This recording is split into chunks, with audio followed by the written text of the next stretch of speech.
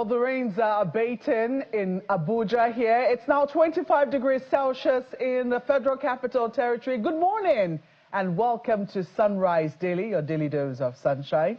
I'm Maokwe Ogun Yusuf, and I'm usually not alone, but this morning it does appear, Ayo, that a cloud is threatening to cover the sun, especially from Niger State. Well, we'll definitely get to that in a bit. Amayo Makinde, good morning and welcome. Yes, I mean, you noticed that indeed the rains are abating. Yesterday I saw a fog in the city of Lagos, and I don't know if that is the same thing that we are having in Niger State. Well, before you go to the recent story about what happened in Niger State, I recall that there have been quite a number of deadly, devastating situations in Niger State just in this year alone. And it started sometime even in January, where a large tanker explosion at Diko Junction, Suleja, killed about 86 people. And between January and March, we reported 7 separate tanker explosions in Niger State alone, leaving at least 112 deaths in that period alone. And whether or not we're able to do anything about that, Maokwe, it speaks to what happened in just yesterday. Indeed, just in case you're wondering what we're talking about, we understand that no fewer than 30 people lost their lives yesterday, while about 40 others sustained various degrees of injuries in a tragic tanker explosion that occurred yesterday morning in Niger State. The incident, we understand, happened around the Esan and Badagi communities along the Bida Agie Road in Kacha local government area of the state. Now, eyewitnesses said the victims were scooping fuel from a fallen tanker when the vehicle suddenly exploded, setting off a massive fire that engulfed scores of people. Many victims were said to have been burnt beyond recognition, while the injured were evacuated to nearby hospitals for treatment. Ayo, as you highlighted, this is the latest in a long list of incidences that we have now reported from Niger State. I mean, just dealing with tanker explosions alone. We're not even counting all the other natural disasters. Don't forget the floods that also happened in Niger State. Now, we understand that the road around that area is bad, and we understand that, quite a number of tankers, about 30 tanker accidents, we understand, have happened along that particular route. In October alone, this is not our information, this is information from the chairman of the Niger State Tanker Drivers Association and the national ex-officio of the Nigeria Union of Petroleum and Natural Gas Workers, NUPENG, Comrade Farouk Kawu, who has described that incident as devastating and avoidable. But I think it's important to note that while it is that the road is terrible and needs attention, and it is bad, or will I say it is horrible, that people, drivers who are plowing that route do not have another option and suffer this all of the time, this tanker collapse. It was not a tanker collapse that killed those people. It was the fact that after the tanker fell, people still thought it was productive to go and scoop fuel. And over again, there's been this campaign as to, the need for us to stop this habit of going to scoop fuel from a falling tanker, because that's what now causes an explosion and many people lose their lives in the incident. Ayo, we've underscored on this program several times the fact that we're losing more people, it would seem. I think at the end of the day, maybe we might need to do a tally. But to my mind, I think we're losing more people to issues of safety than we are actually losing them to security. Security is something that we need to really pay attention to. But safety is well under our control. And when we're losing people to issues of safety like this, it calls to question what exactly we're doing as a country. Just this morning, I think we got this report from the FRSC in their new campaign for the Ember Month, saying that a total of 432 people were killed in road traffic crashes nationwide, as recorded by the 2024 Operation Zero And over 2,000 were injured out of 533 reported cases of crashes. It goes on. There's an extended, there's more detail to this particular story. But if we're looking at 432 people killed in road traffic, they're avoidable. They are avoidable, road traffic crashes. They are avoidable. Because where are we hurrying to? Where are we going to? Why can't we slow down? Why can't there be more concerted effort in this regard? But Ayo, this is a tragedy that we're seeing this morning from Niger State. What's interesting about the road crashes that you talked about is that this is the second decade that we're having what the UN calls a decade of action to tackle road crashes and all of that. Whether or not we're doing anything about it, whether or not we're taking all of these actions on board, Malkwe speaks to how well or not we communicate these initiatives to people. For instance, you talked about Niger State. We can't deny how proactive the Niger State government has been in terms of covering the poverty, vulnerability, and social welfare of the people, even through their own budgets, numbering something more than 20 billion naira to address some of those issues. But the question that I always ask, and I say this often, Mokwe, if you remember, how are we communicating with the people? Pushing out information is one thing. The issue of safety that you're talking about, Mokwe, it speaks to whether or not we are communicating with the people.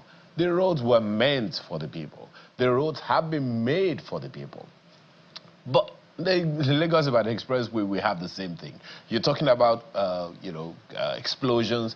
In Enugu State, it happened as well in this year. You talk about other things that happened in Niger State. Mokwa flooding is one of those that you also mentioned.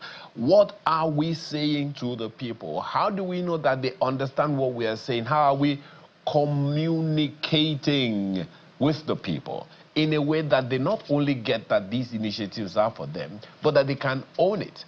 That, in my opinion, Makwe, is the challenge here. We do not communicate with the people. We push out information, we come out with initiatives, and the people don't own it. As far as they are concerned, it's government property, government initiative, government this, government that.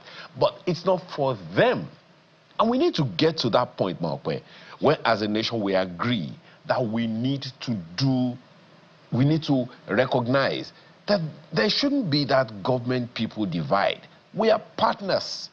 The government, they are employees of the people, representatives of the people at the various parts of the government apparatus that we have. Every Nigerian, Malcolm, has at least 10 government employees, from the president to the councillor, 10. And for us to still be having these calamities, it speaks to a number of things. Are we communicating with the people? Are we relating with the people in a way that they can own the process enough to say, okay, this is mine as well? That, for me, is the challenge here, Malkwe. And I'm hoping that this will call our attention, all of us, to recognize that we're not just counting numbers here.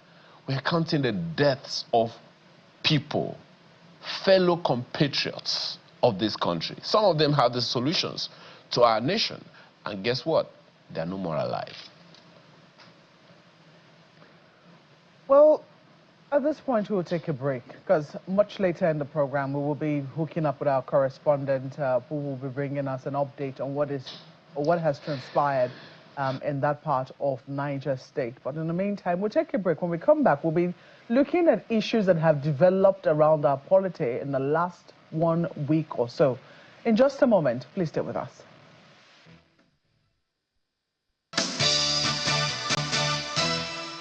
Well, indeed, we are looking at the state of the polity. Perhaps we'll be starting from this latest accident reported in Niger State. This morning, we're joined by a former presidential candidate of the Social Democratic Party. He is a lawyer and also has not shied from giving his thoughts on public affairs.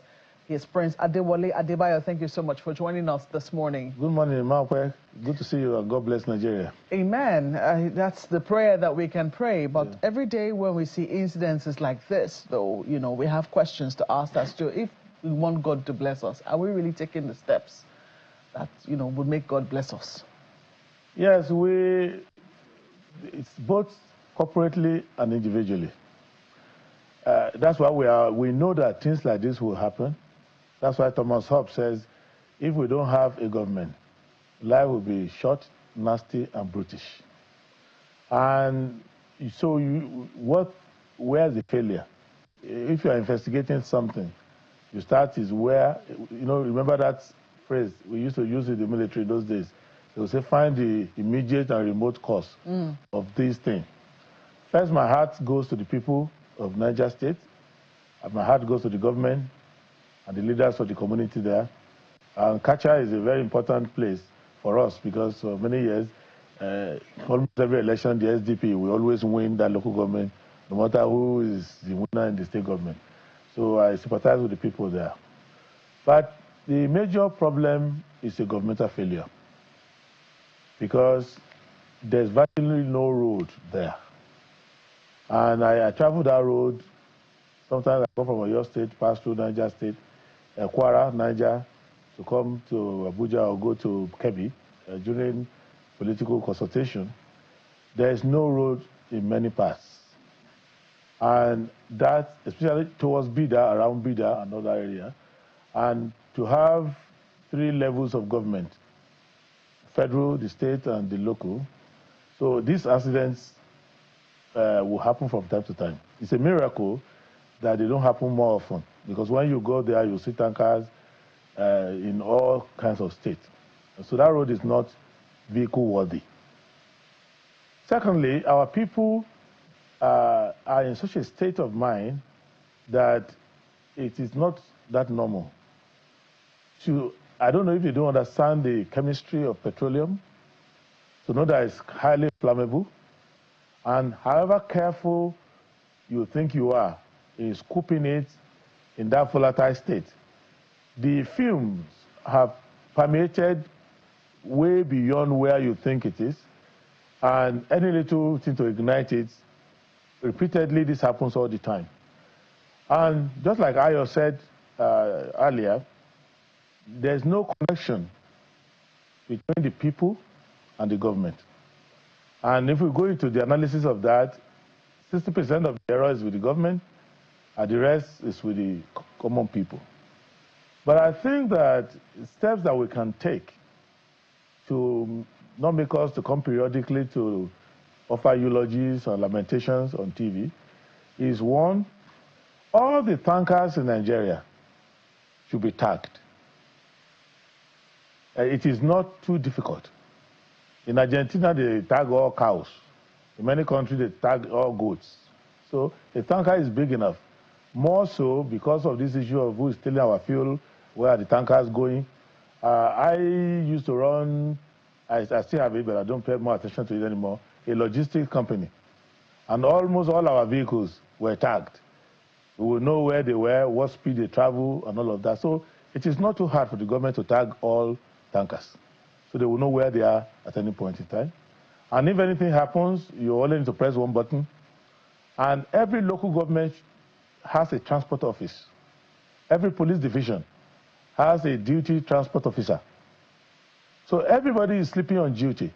So when this incident happens, or where you know it happens frequently, is to be vigilant. And once it happens, to cordon off the place.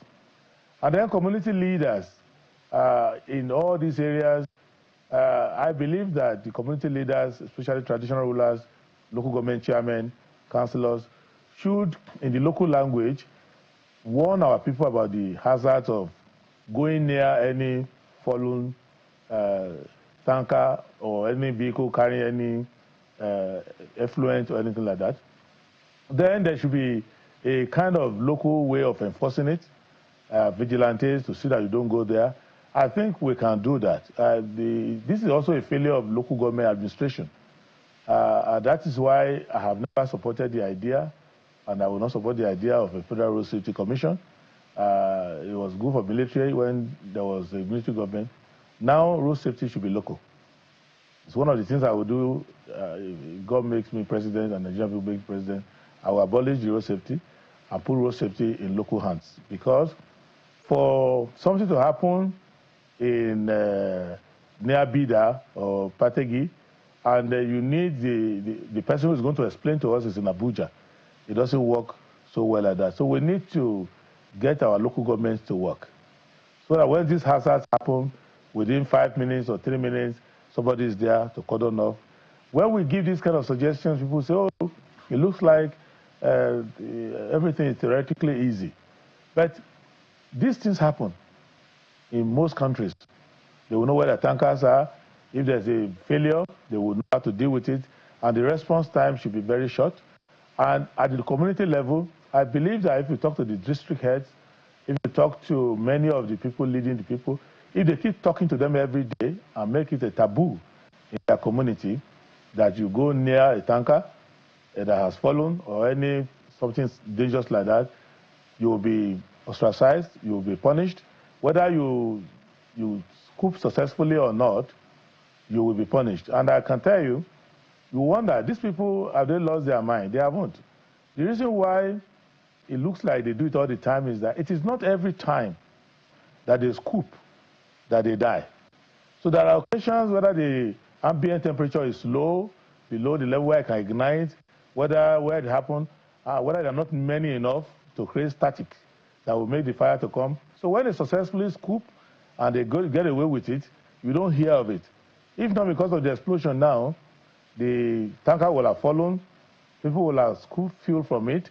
You will just see them selling the fuel by the roadside. A day later, you don't know what happened. So we need to take governance to the people.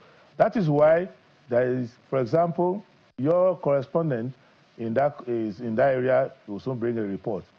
But the person they need to speak to is the councillor in charge of that ward. Because if this was somewhere else, the person who will be speaking authoritatively on it will be the councillor in charge of that ward, who knows everybody there, virtually everybody, who can say the people who came to school are from this family and things like that. So we need to bring our government closer to the people.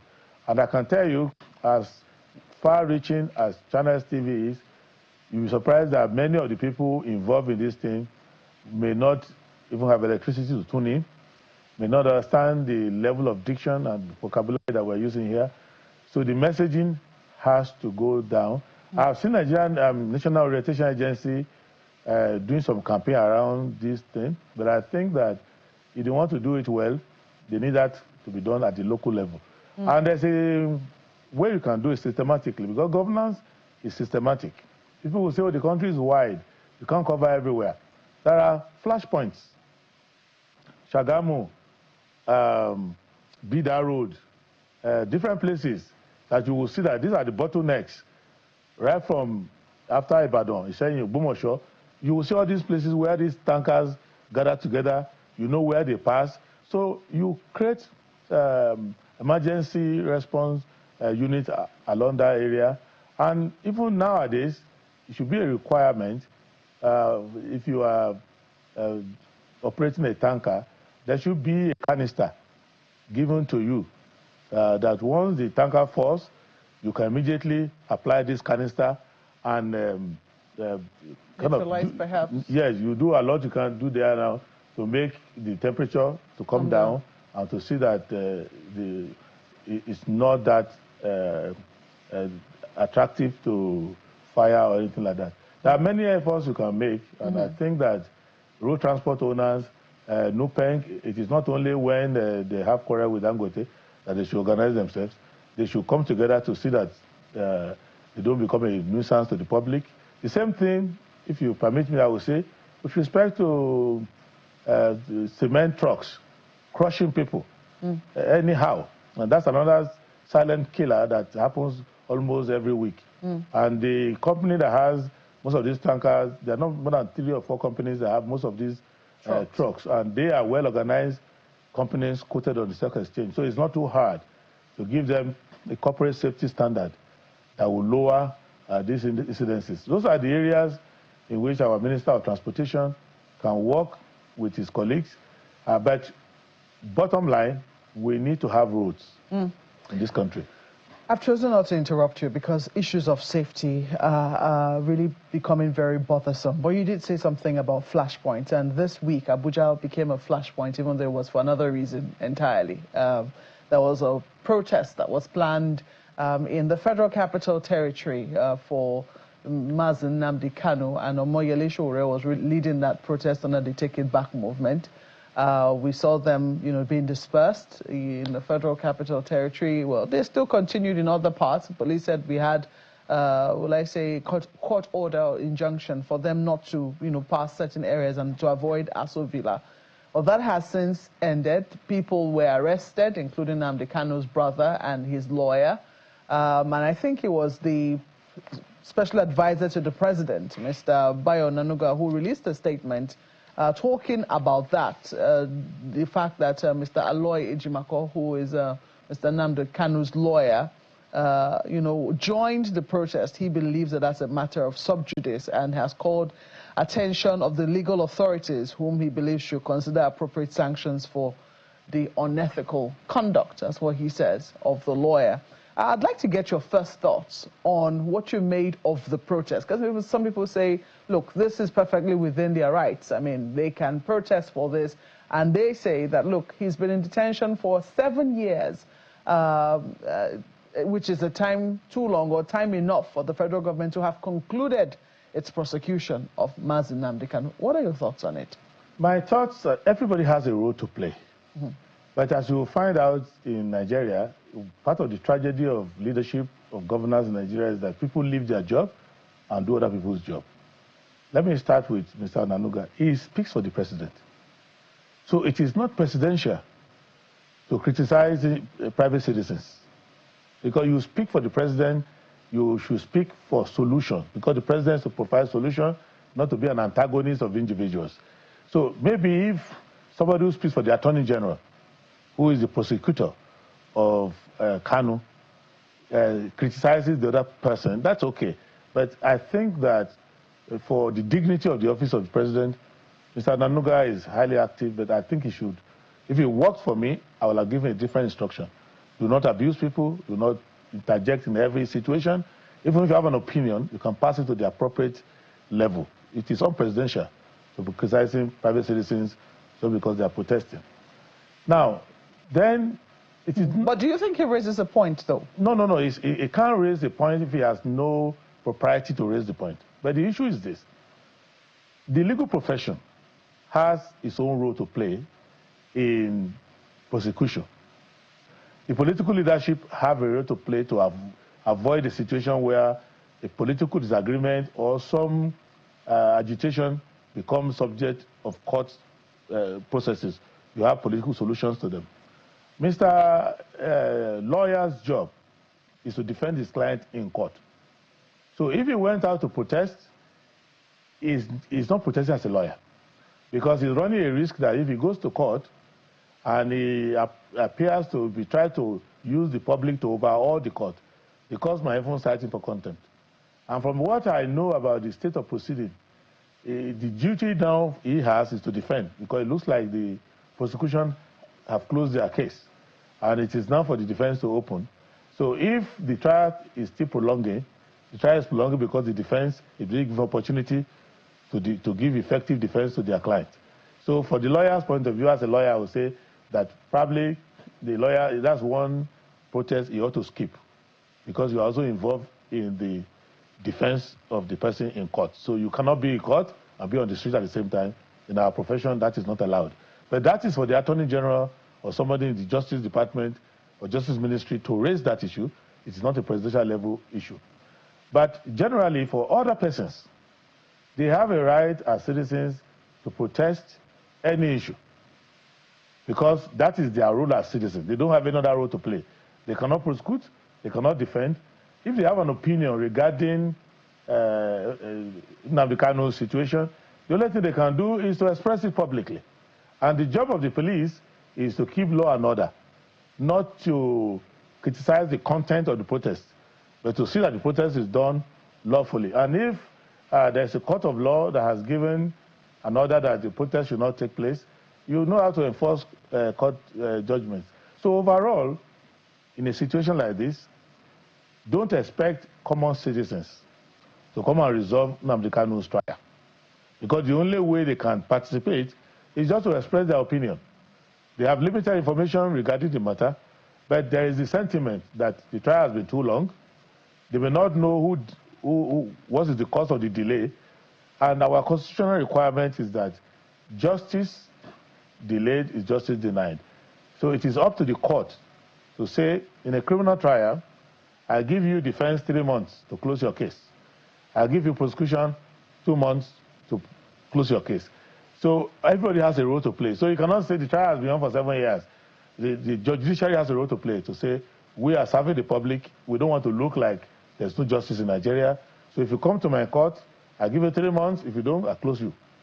And that is how it should be. But the people in the public are not going to be presidents.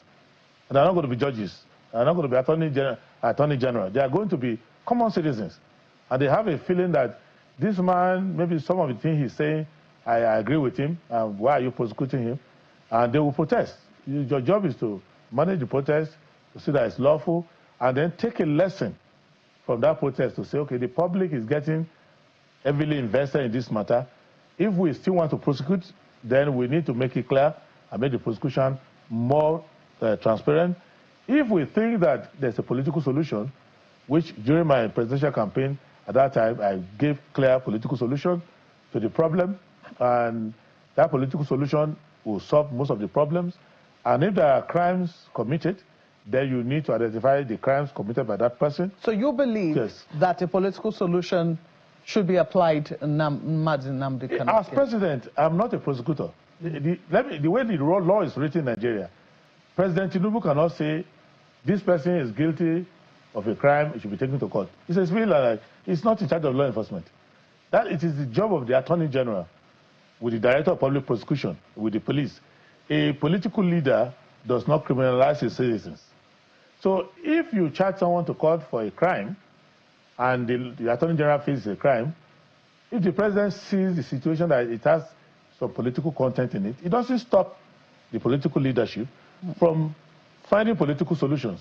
At the end of the day, where the political solution has been found and the criminal offense is still pending, there are ways. That's why in the end the President is given power for clemency. And so because they see that in some situation, yes, law enforcers will see that you have committed an offense, but it will turn out that there's an overarching political or social environment that warrants that the best way to resolve that problem may not be through prosecution alone, because you can put the person in prison and the subject matter still continues. My own reading is that, first, if Nnamdi Kanu wants a political solution, he needs to renounce some of those things that are considered to be divisive and problematic for the country. It's both ways. When you're looking for a political solution, there are enough leaders at national and regional and state level that could do all that engagement. But you cannot continue to, I'm not saying it's equal to that, but let me give an example of similar things done in the country. You will see there was a time they had Igboho. He was said to have committed some offenses, and they bombarded his house, tried to capture him. He ran out. Somehow it's been resolved. Igboho is a Nigerian now, moving freely like any other Nigerian. I think that a similar thing can be done. And what I suspect is that Nnamdi Kanu has a role to play in it as well. Because if you want a political solution, you need to renounce some of those things that are not consistent with good order law enforcement in the country. And you will see that even Mandela, they started with, we will kill the white people, we'll deal with them. But when they were working towards solution, they were started talking about, we're all South Africans, we need to be more inclusive. So everywhere where a political agitation has come up with political solution, is that people start to mellow in their approach to it. But the government of the day will not surrender to an individual. So everybody who is helping Nnamdi Kanu and those who are involved should also talk to them, so that the idea that we are one country, you have a right to express your opinion. In the course of doing that, you may get carried away and you may fall into some crime if you're not careful. But when we are finding political solution, that's not the time to criminalize. So that is my own approach in leadership to it. You said something very important, talking about clemency and the powers of the president, which has come under scrutiny in recent times. A number of articles have been written, and their titles have been quite interesting. But you said that a political leader does not criminalize his citizens. What do you make of the president's latest list of pardons, which has caused an uproar? Do you think that people were right to have raised the objections that they have raised, or do you think that this is well within the powers of the president, who should not see or should not criminalize his citizens? What were your thoughts on the latest list of pardons granted by President Tinubu?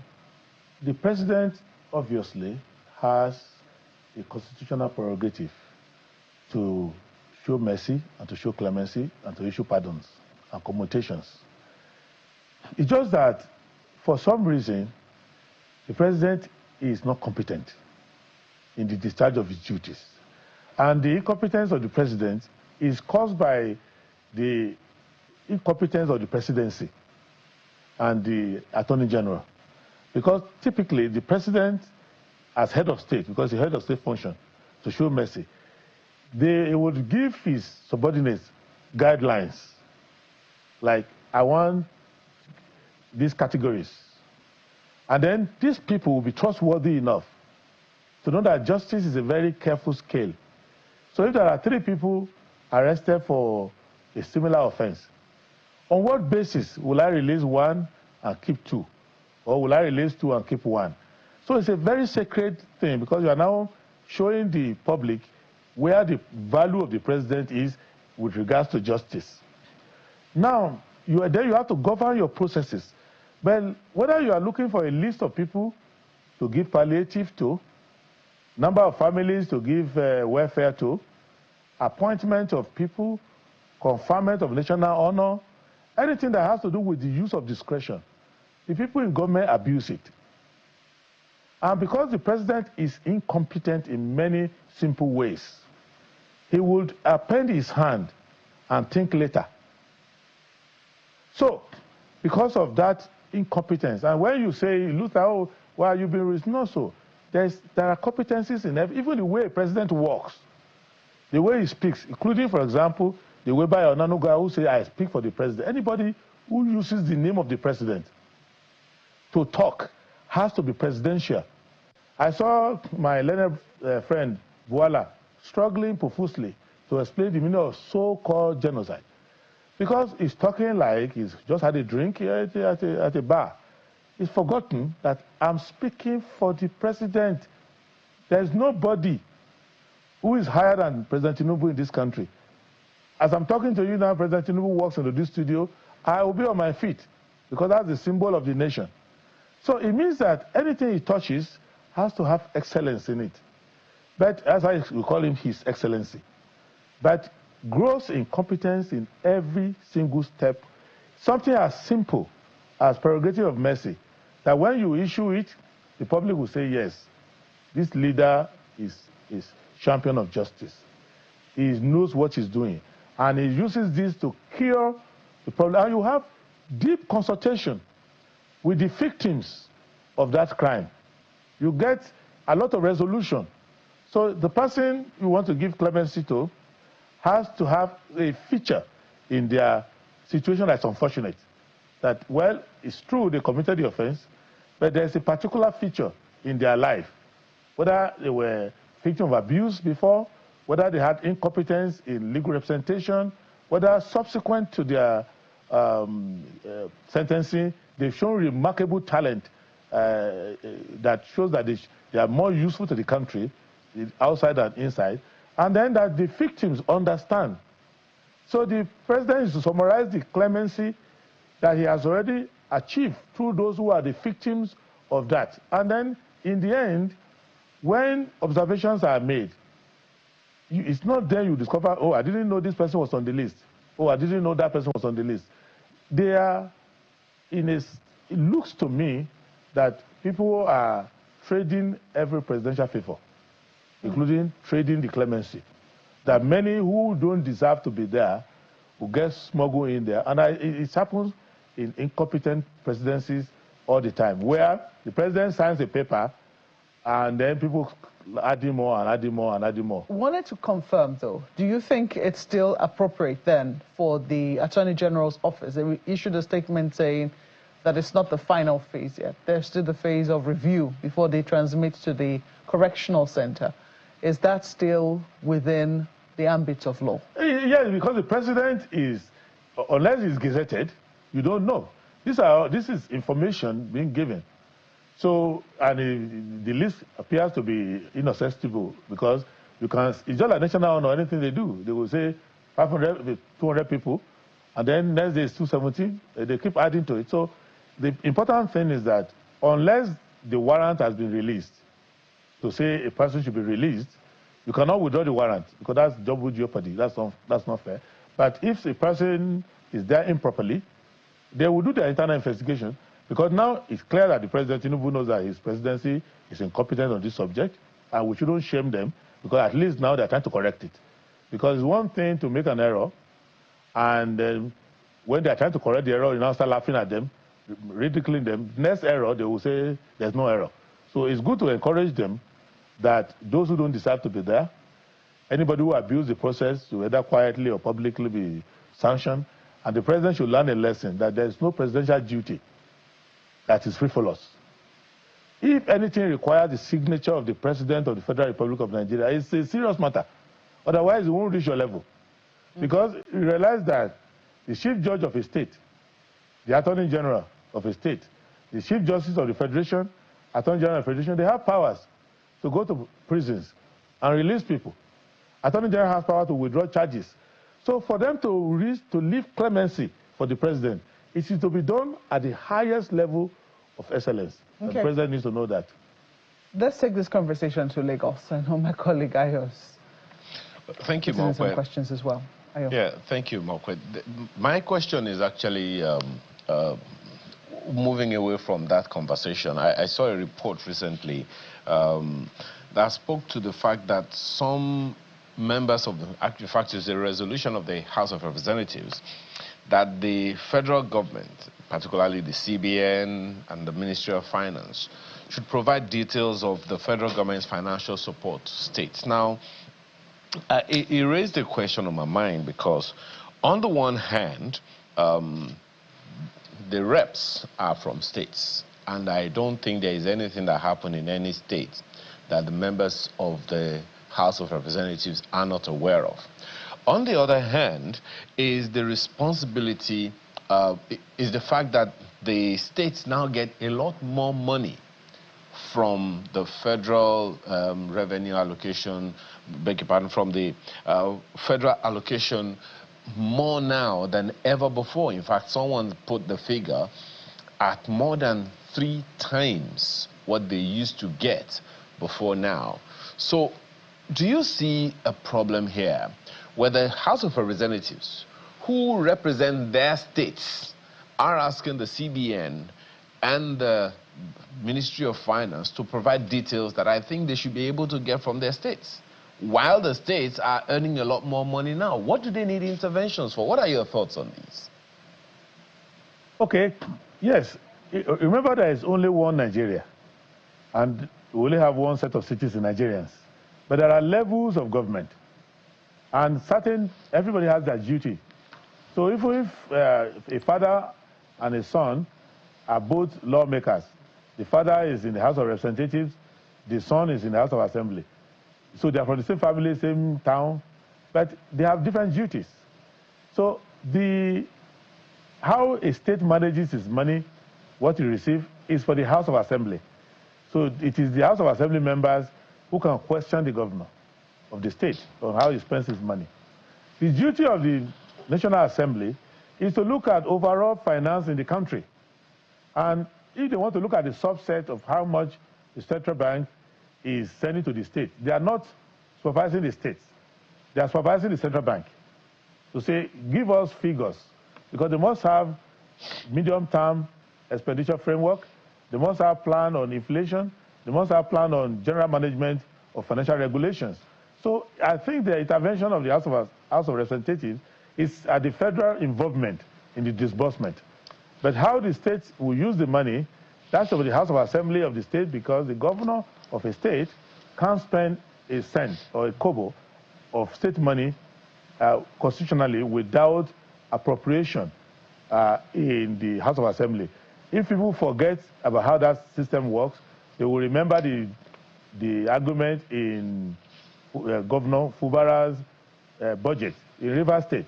I think people pay attention to that, where the question of who will approve the budget, is it this faction or that faction? It shows to you that even when they went to Supreme Court, at the end of the day, the governor is asked to go back to the House of Assembly and represent the budget.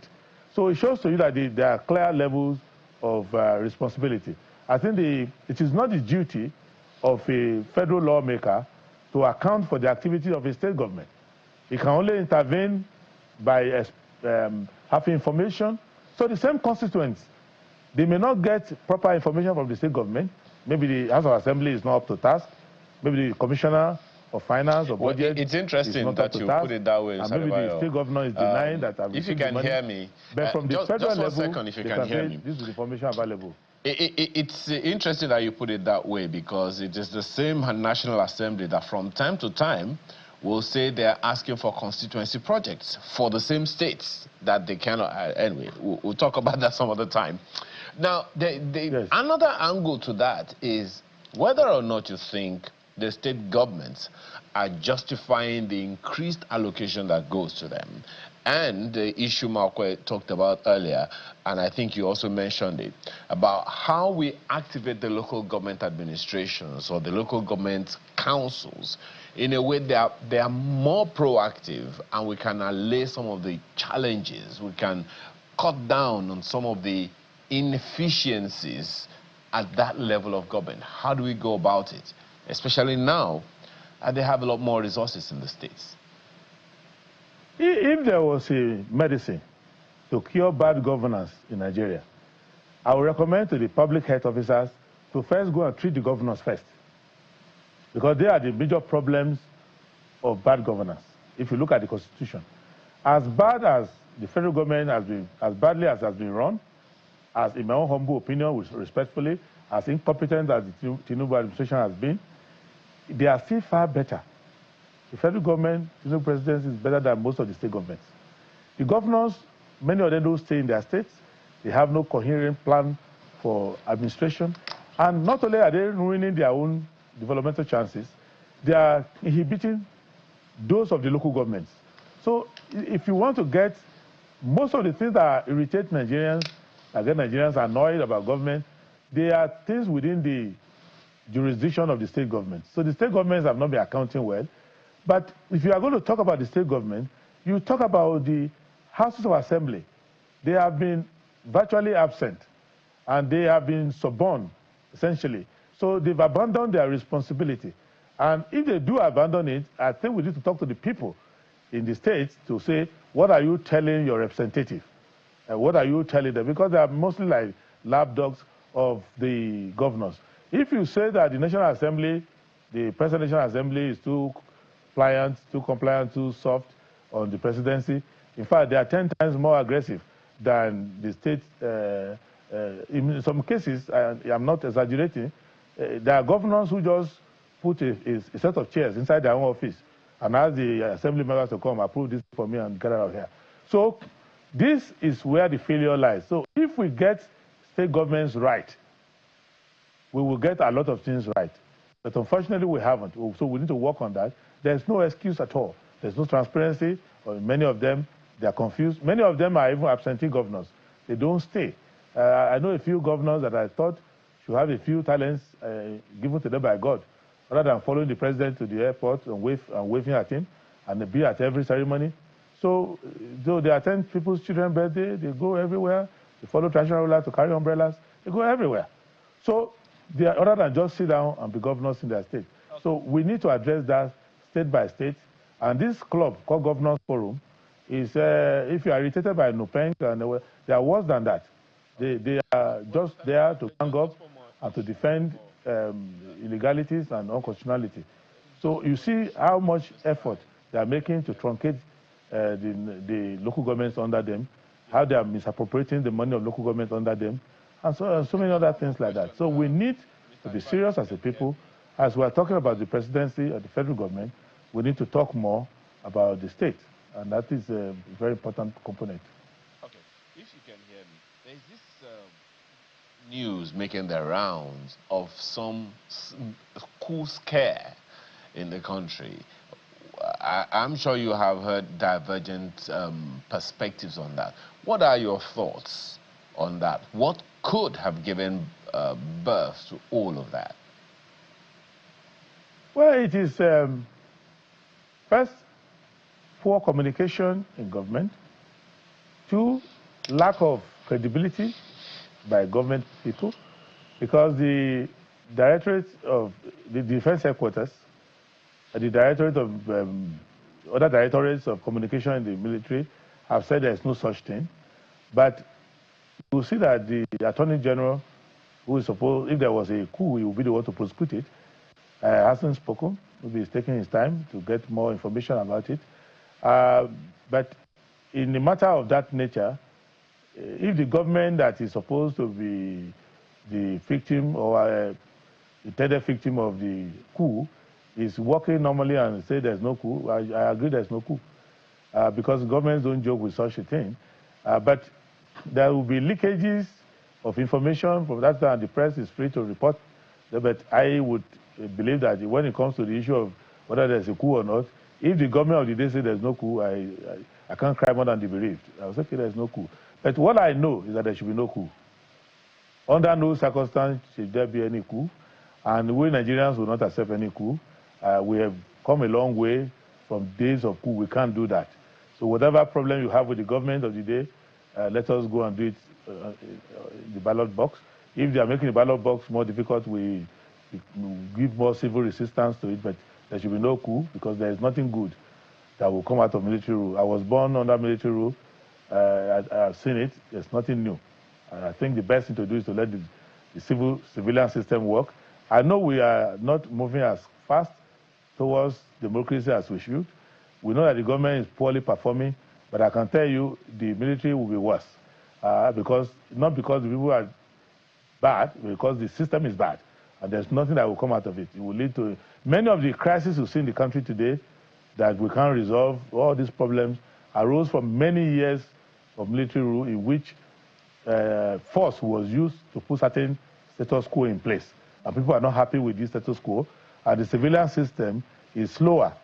A civilian system like an eraser being used to erase something done with the military indelible ink. Okay. So that is what we are trying to deal with. So we should not go back there at all. Well, Prince Adewale, I'm going to ask you to please hold your thoughts, because right now we're being joined by Mr. Yusuf Othman, who is the president of NATO. Good morning, and thank you so much for joining us, Mr. Othman. Another day, another tragedy in Niger State. I'm sure that you've been monitoring events in that state. We've been told that the road has been bad for a while and the tankers have been struggling through that road. Can you tell us what efforts, what attention has been brought to the road by your organization? Thank you so much. It's my pleasure. It's unfortunate we're appearing this time. We are lost of lives lost, a lot of trucks burnt. But this road has been on for more than 5-6 years. And there were attempts by the previous regime through the NNPC, Federal Revenue Service intervention. And a lot has been done. The problem area is no more than 40 kilometers. And last month, I had to visit Minister of State Works with the MD of FEMA. And from what we've heard, a lot of effort is in place. As I can tell you, as you're aware, the President Tinubu has approved lots of roads across the country. And even that particular road also, I think there is a construction going on. But you see, it's one thing to approve, it's another thing for the contractors to be on site, and probably it's another thing for them to be mobilized. Now, I'm not saying they are mobilized or not mobilized, but most of these issues are related to the contractors, because government has done its part to ensure that the road is constructed or reconstructed. But this time around, the contractors are not towing the same line. And it's a very unfortunate development. If you see the condition of the road, most of these tankers, because there's really no road anyway, they used to pass through the town, through farms and whatever to go to their destination. And in that circumstance, you see vehicles lining up 2, 3, 4, 5 days, especially during the rainy season. So it's a very, very, very difficult time for us, the owners of the trucks, for the drivers, and the general populace around. Well, really, our hearts go out to those who have lost their lives. I want to quickly confirm from you, if your members were also affected by this collapse. Yes, of course, the owners of the vehicles are our members, and other vehicles that were burnt, as well as some drivers. Now, this time around, we have not yet taken toll. It's in a sober time. It will take some time to find out the integrity that took place there. But it's a very unfortunate development, and we are following it very closely to ensure that relief is given to whoever requires relief, and other relevant, agencies are keyed in to ensure that succor is in place. Well, we certainly will hook up with you again as you get further details also on the developments in that particular area. But we have to thank you so much for speaking with us this morning. Mr. Yusuf Othman is the president of NATO. Let me come to you, Prince, as we wrap up this segment. I don't know whether you want to give your quick closing words on the issue of the appointment of the new INEC chairman. He's now been confirmed by the National Assembly, particularly the Senate. I do not know if you'd like to set a quick agenda for him, if you can, in about a minute. Well, I would say that the whole process of the appointment shows that we are not serious with electoral reform, because it's too quick. For something as heavy as that, and given all the noise about elections not being perfect, not being done properly, we need to make amendments, you would think that in the National Assembly, they will take time. The clearing of the interaction with such a person should have lasted days upon days to allow everyone to give suggestions to the person to see whether it will falter or some examination. But it's an unknown quantity to most Nigerians. I know him personally as a lawyer, and there is nothing positive or negative about him. He's just a bland character. So it's up to him what he wants to do. There is no history of managing something similar to that. You can say, well, let me judge by his history. What would you have him do, though? It's just to follow the Constitution, follow the Electoral Act, and make sure that it does not compromise. And that's what my mother told me in life when I was growing up. That's what my grandmother told me. That's what my parents told me.